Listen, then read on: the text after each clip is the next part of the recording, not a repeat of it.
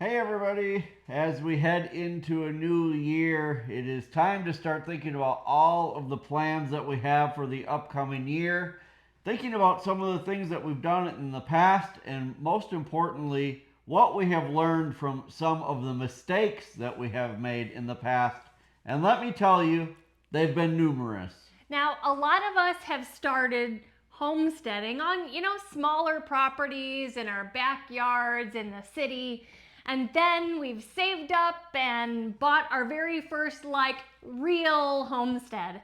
And today we wanted to talk with you guys about some of the mistakes that we've made and other people may have made when they first get to their new homestead because they're so excited and they just want to get down to business on a larger scale. I know for sure we were guilty of, I think, every one of these things when we first left the city and moved to the country. And we're hoping that our advice today might help some of you just kind of take a breath, slow down a little bit, and avoid some of the mistakes that can not only be costly, but can be very labor intensive as well. So today we want to talk about 5 mistakes that we are hoping to help you avoid when you get your brand new homestead. So I think the first and probably most common mistake that most people make starts before they even leave their city or wherever they are and move to the country.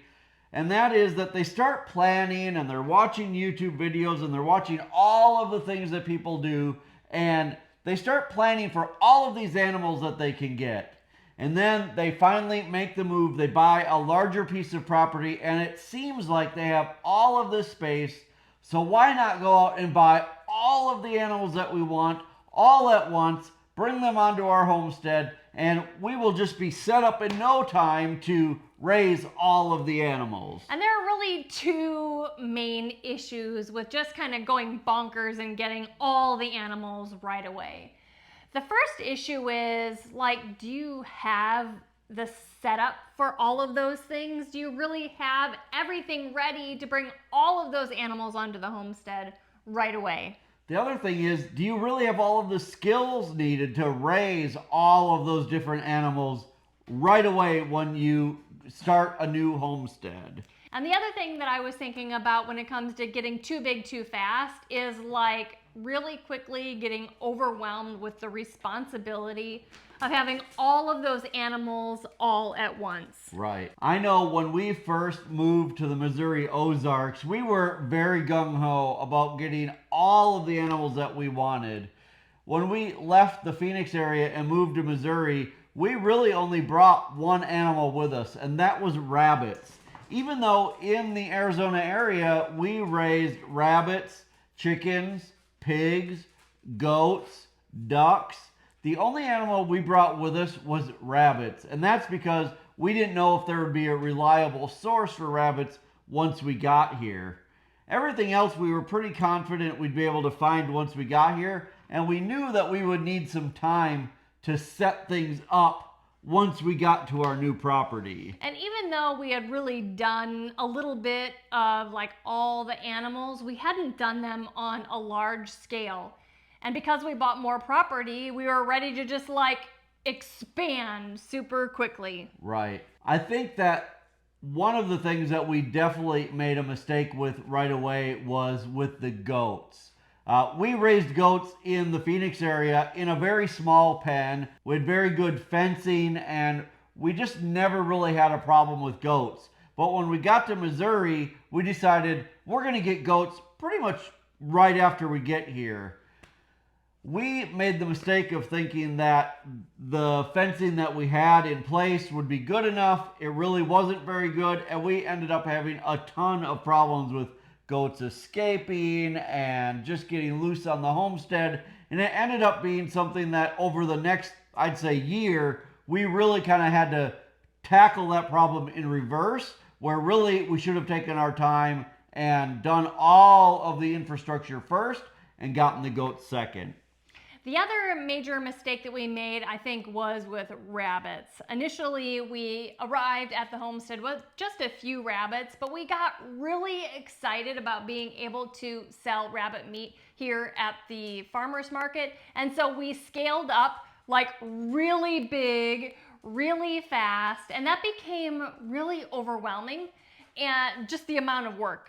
And all of a sudden, we also didn't really have the customer base to handle the amount of rabbits that we were producing to sell for meat. So we kind of got bit on that decision as well. I think the first year that we sold at the farmer's market, we had 3 does and 1 buck, and we sold out of rabbit meat every single week.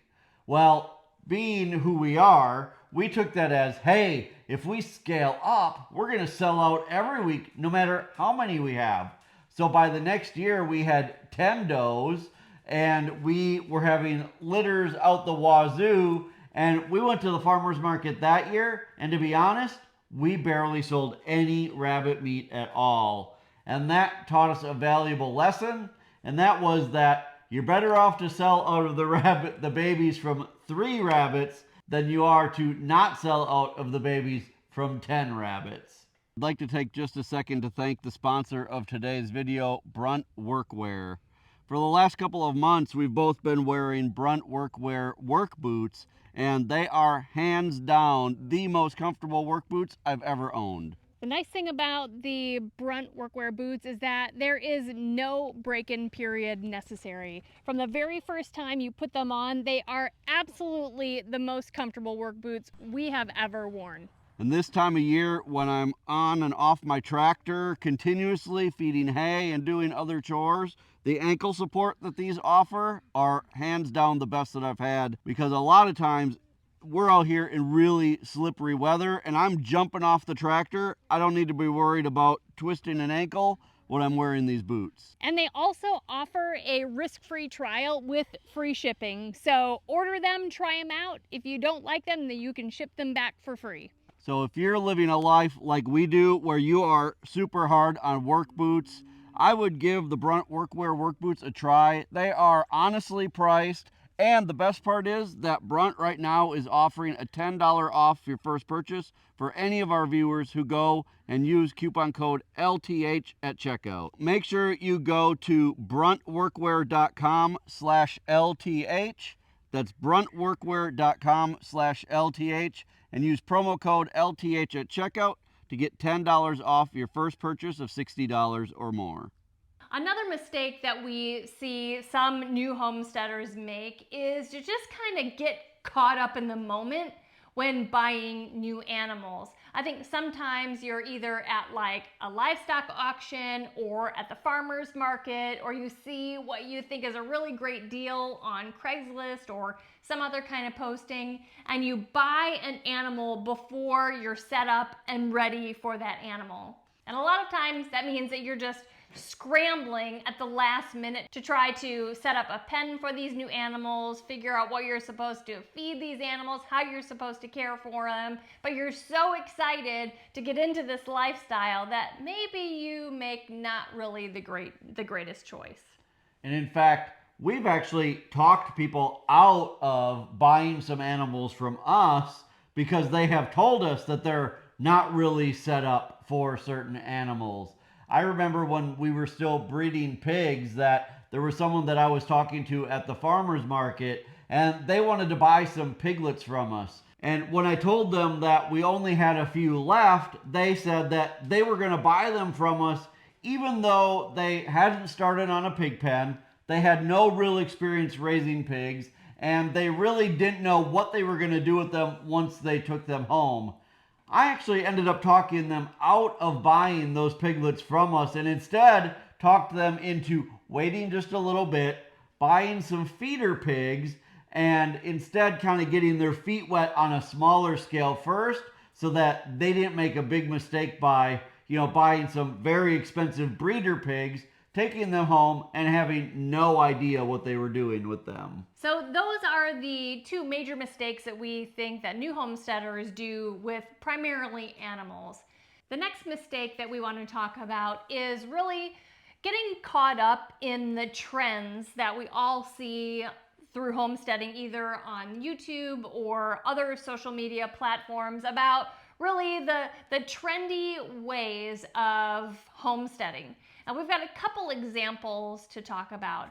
And really the first thing that first example we wanted to give you is that we really got caught up initially in the back to Eden gardening style. Right. We really enjoyed the documentary about that way of gardening, where you put wood chips and mulch in your garden in a thick layer, and that prevents the weeds and keeps in the moisture. And as all of that breaks down, it adds to your soil.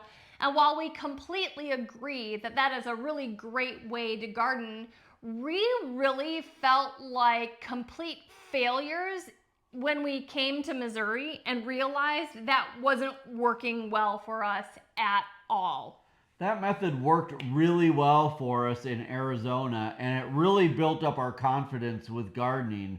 But when we moved to Missouri and tried to replicate that here, we quickly realized that the weeds and everything that grow here are so much different than what we had in Arizona, and that without being out there every single day, really weeding the garden a lot, that method was not going to work for us here.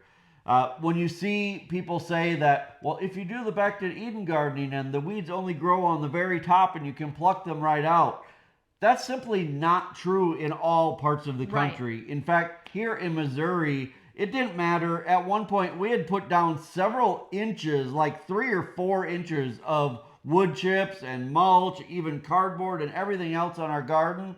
And those weeds were still rooted all the way down into the native soil. And at that point, it was almost impossible to pull them out.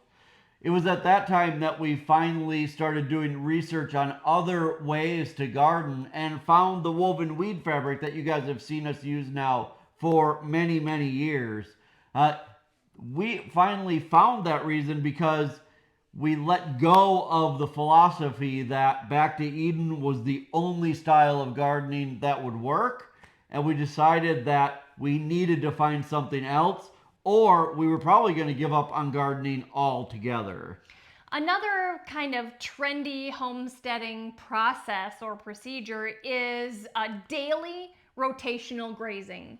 And we really felt like, if you are going to raise livestock, if you're going to raise cows or goats and chickens and all those things, you absolutely have to pasture them and move them to a new section of pasture every single day.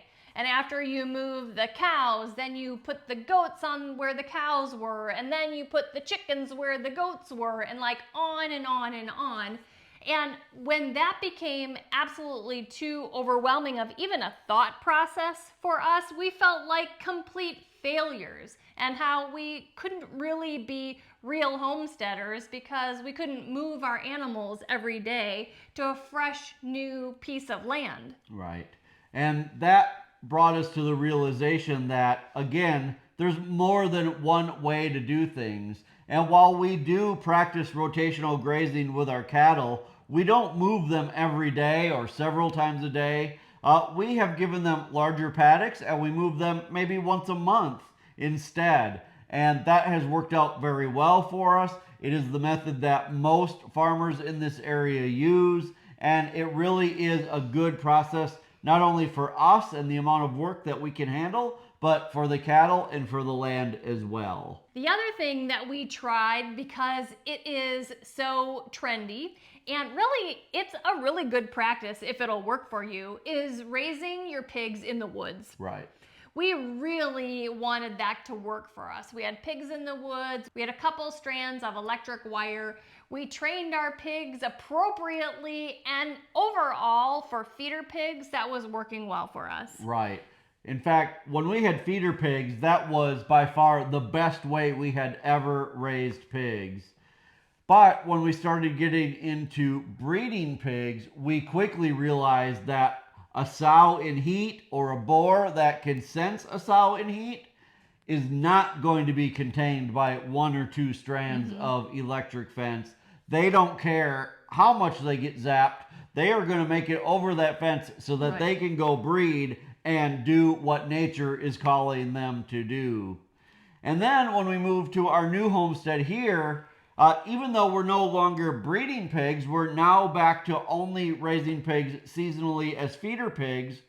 We also realize that on this piece of land, we don't have a good patch of woods to raise the pigs in. The only woods that we have on this property are really at like a 45-degree angle, Yes. and it would be almost impossible to raise pigs in that environment. So on this property, we were able to give them a large piece of land. It wasn't in the woods, but it was in a pasture area, and we still felt good that they weren't damaging the ground totally, and they had a lot of extra grass for them to eat and that kind of thing, and so they really did still have a wonderful life. It just wasn't in the woods. So really, the bottom line is, after we got onto the different properties that we have owned over the years, we had to figure out what would work on that piece of land.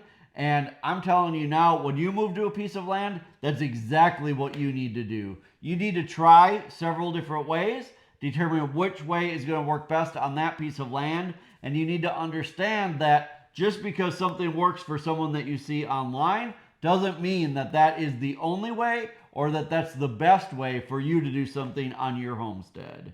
Speaking of things that we saw online and that we were super hopeful would be like the answer to all of our problems and prayers, was using electric netting. When we were still in the city, we would watch videos online of people who would have these big paddocks set up with nothing but electric netting, and their animals would never get out. It was like, this is the best thing ever because you don't have to put up any permanent fencing. You can use all of this temporary fencing and just move your animals whenever you want, and it's so easy. But the reality of that is, we don't know a single person who has used electric netting long term who continues to do that. Right.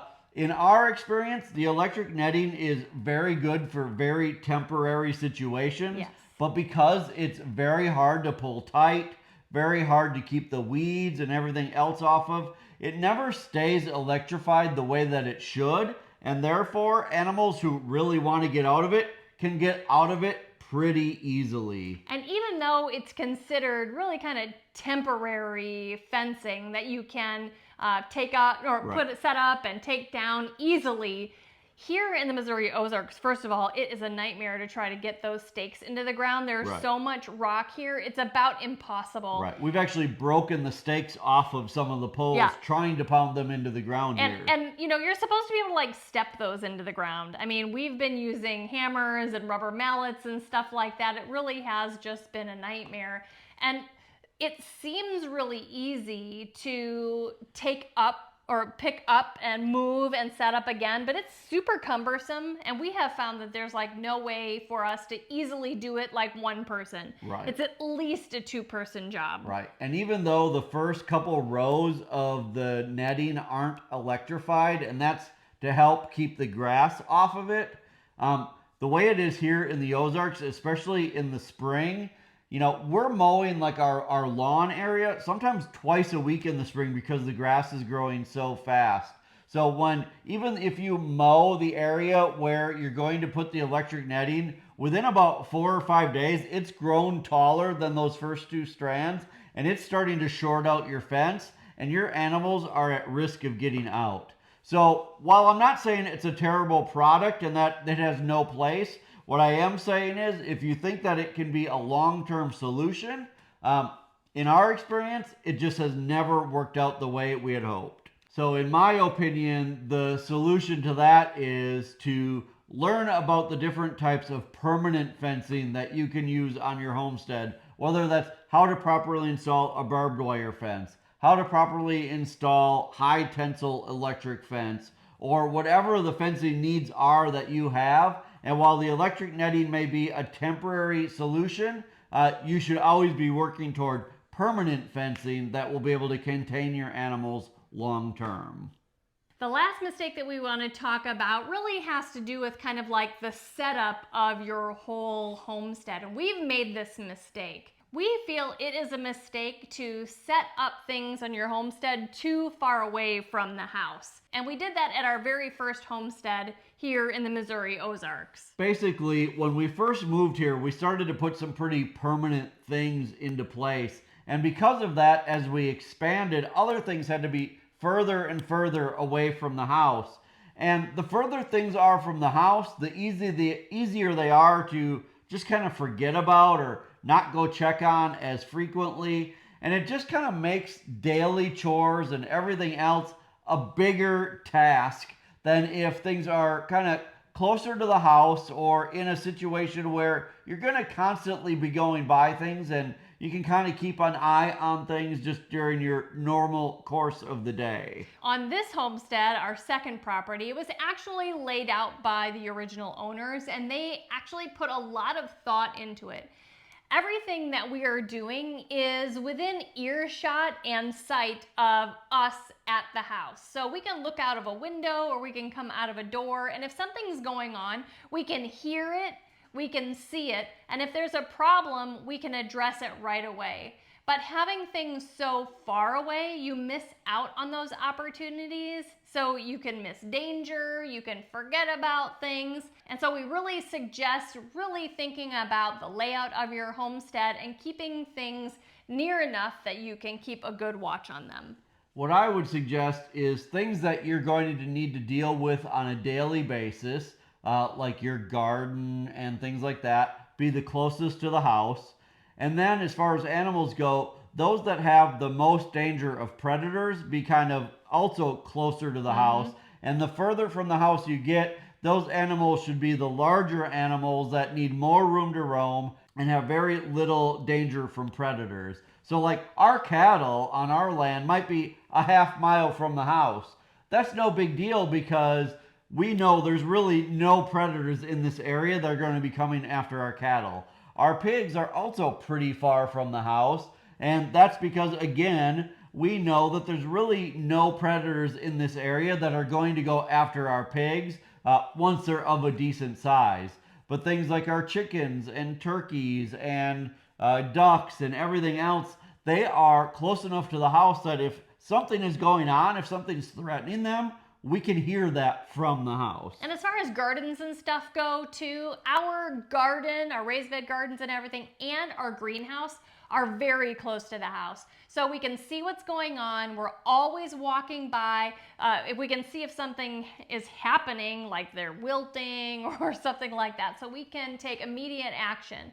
But things like our orchard, that's a little bit farther away, and our grapes and berries are even farther away because they really aren't going to need daily care. They're just kind of okay out there just growing. And when they come ripe, then we can pay attention to them. But other than that, they're just kind of set it and forget it. So there you go. Those are the 5 things that we wish we had taken some more time to think about when we were first starting out homesteading. They are things that even to this day, now that we've kind of learned our lesson, we continue to think about as we add new things to the homestead. And as we move into a new year and think about new things that may be happening on the homestead this coming year, we continue to think about, well, do we need to move a certain animal here or there so that we can move a new animal closer? Or how is that all going to work? These are all decisions that are going on in our brains all of the time. And really, it is something that needs to continue to evolve as your homestead expands. So we hope that this information was helpful for you who are thinking about getting some homestead land, or if you have just moved into your new place, your new homestead. We hope that this is helpful. If you enjoyed videos like this, make sure that you give us a thumbs up, and hey, subscribe if you haven't already. Until next time, thank you so much for stopping by our homestead. Take care, and God bless. God bless.